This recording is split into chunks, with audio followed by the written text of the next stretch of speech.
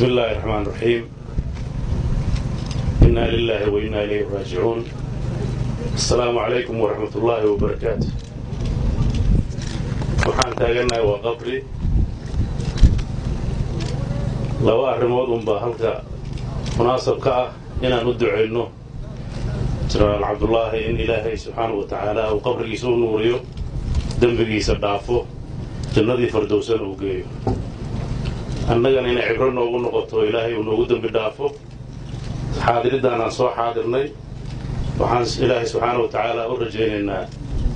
in uu maanta jamacaan faraha badan isu yimid ugu naxariistay salaadii janaasada iyo ducadii loo sameeyay eheladii iyo qaraawadii uu ka geeriyoodayna waxaan si gaar ah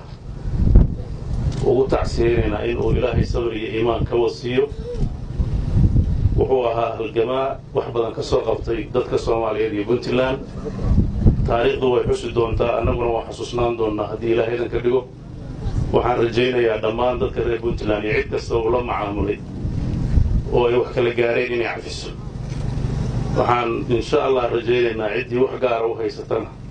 inay dawladda Puntland ay la soo xiriiraan insha Allah wixii inta ka dhiman waxaan rajaynaynaa Ilaahay inuu qabriga u waasiyo qabrigana oo naxariis ku siiyo jannadana oo naxariis ku siiyo. Assalaamu calaykum wa rahmatullahi wa barakatuh.